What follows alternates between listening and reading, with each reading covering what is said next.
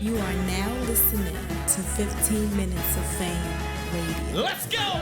15 minutes of fame radio. We're now stepping into 15 minutes of fame radio. Yeah.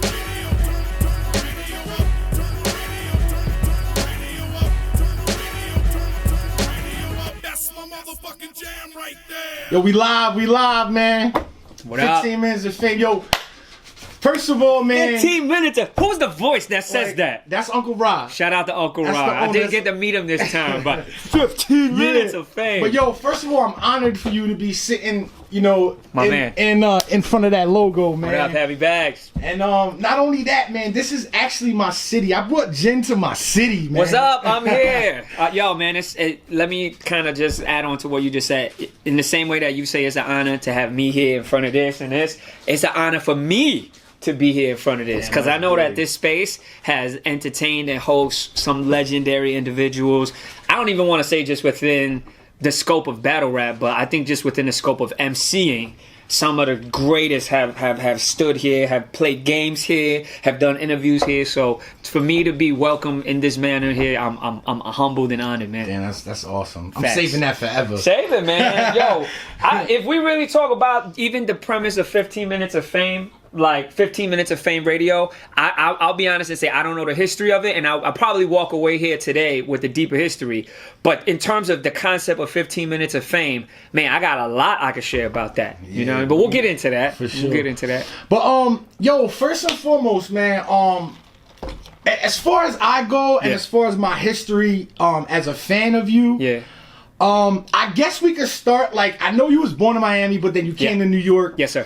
And for me, it kind of was just like you weren't there and then you were there. Like, Yeah. you were just like, so, you know, did you start with the battle shit first, or did you start Yes. with the actual making music first? Okay, so the important pieces of this is that, as you mentioned, I was born and raised in Miami. I would say about 13 to 14 years old is when I started picking up the pen. So yeah, I mean, it started very kind of standard textbook way in that sense. I started out just as, I think a lot of us kids start out just as a fan of this thing. Yo, having the MCs that we like and admire and want to duplicate and emulate. For me at the time, without a doubt, I said it then and I still say it now, was definitely LL, right? So we talking 93, 94 LL. Yeah, he had his ladies joints, right? But he also had Mama Said Knock You Out. And the more I think about it and the more I tell this story, the more I realize that probably was a big part in the birth of battle rap Jin, right? Which is one component of Jin as a whole. Mm-hmm. But yo, Mama Said Knock You Out is essentially a battle record. He's not calling out anybody specifically, but he's calling out everybody. And it's battle rhymes, right? So I say that to say that was literally like the first song that I would like, yo, write down the lyrics and try to memorize it. And then, you know, about 15, 16 years old, I had a set destination in terms of, yo, I want to get signed and get in the game, right? Like a lot of us have. But it was just that simultaneously, upon developing and discovering a love for battling specifically, the two things ran parallel. So on one hand, I'm battling, and to me, that was the way to really, solidify my spot. Shout out to Math.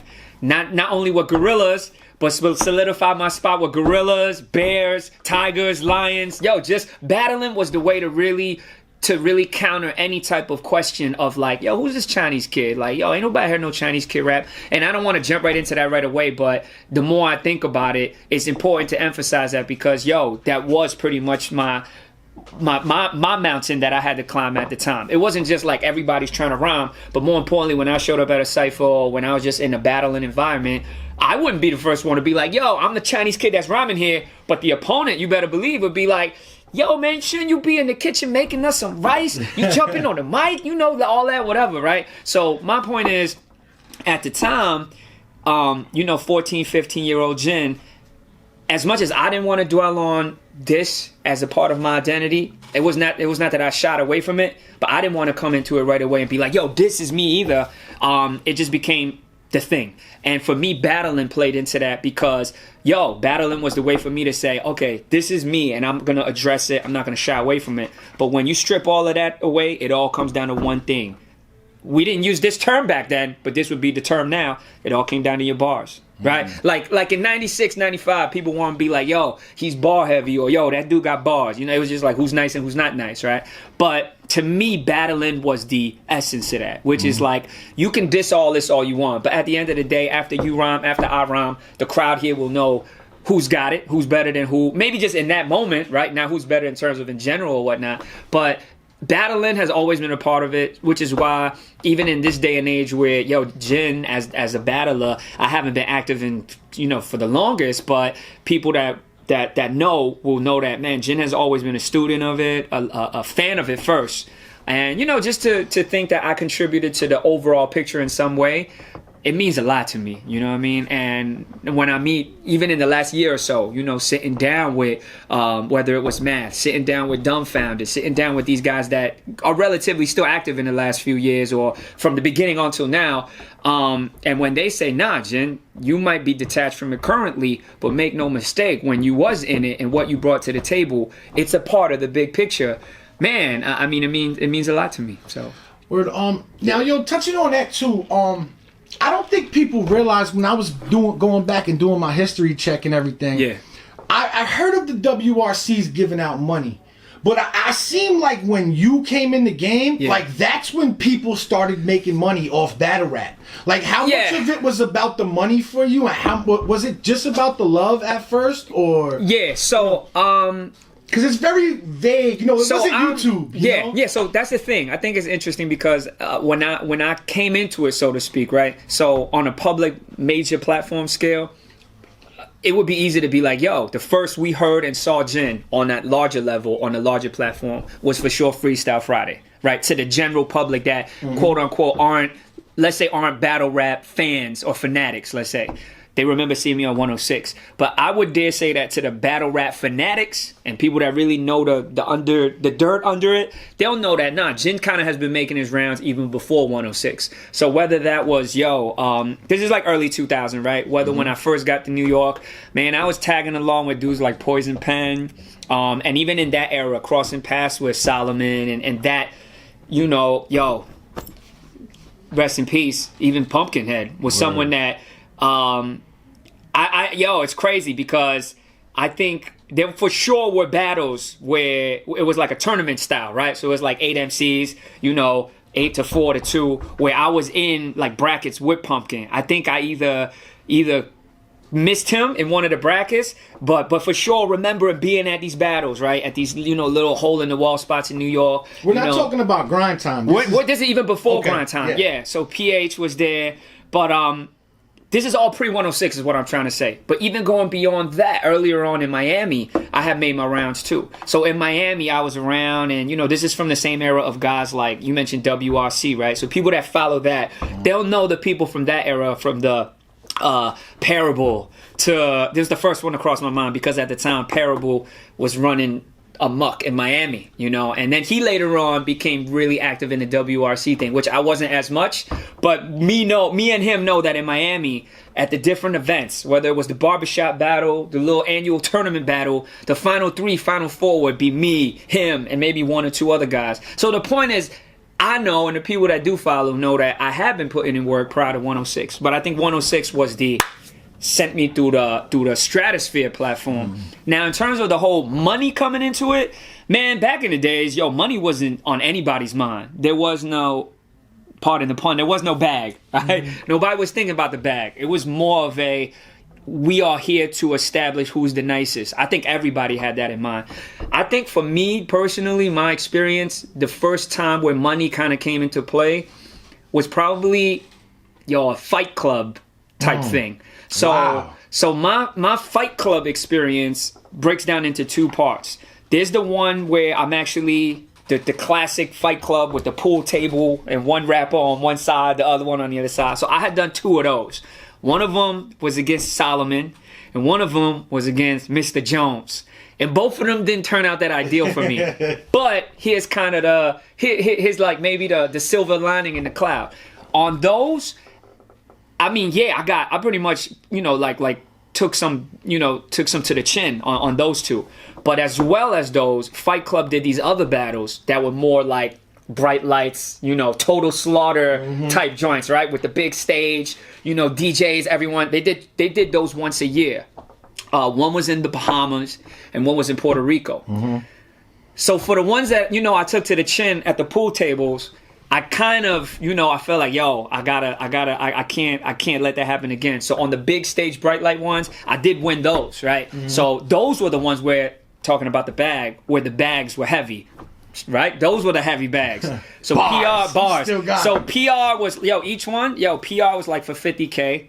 Bahamas was for $50K, and this was more of like a winner takes all type. So it wasn't because now it's a little different because now it's like when you sign on for a match, right, you getting a bag off top, front. Right? Exactly. So that's probably to me the biggest shift in it. So when I was really active in it, this time frame that I'm talking about, it wasn't that at all. It wasn't like rapper A is getting a bag for it, rapper B is getting a bag. No, it was like this tournament is the 4, y'all. The bag is $50K.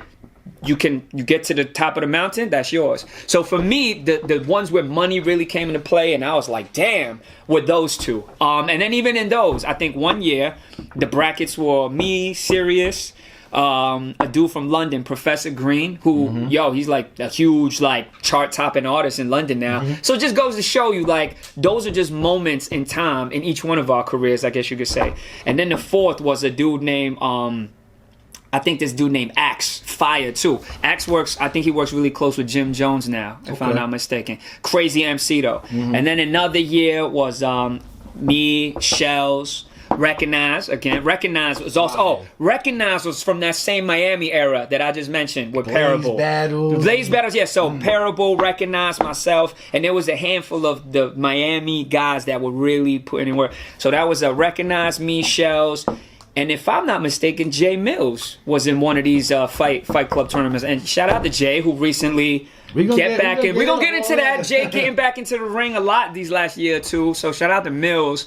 But in terms of the when did the money come into it, it was that. But I think even knowing that there was that big bag at the top of the mountain for the winner, my thing was, I see the bag, but more importantly was I gotta come through this thing wrecking everybody, So okay. Yeah. Now, I want to move on to a different segment, but I just want to get your opinion now that we're talking about money. Yeah.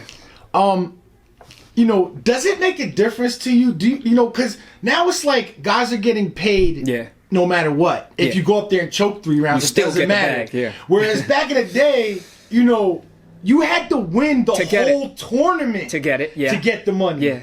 What's your thoughts about that? Are these guys spoiled nowadays? Or I wouldn't say that. I wouldn't say they're spoiled. I think, your point is super valid. It does raise the question of should there be a measure where it's you have to show and prove before you get the bag, right? I guess you could say that. To a certain degree, if we're talking in terms of the craft of it, yeah, right? You should be if you come into a battle and you're not prepared and you lose, you choke, you forget each of your rounds halfway through, you shouldn't get that prize money or pay. But I think this is where the big shift comes. I think now, I don't want to say that the art and the craft of it has been washed out, because it's still there for sure.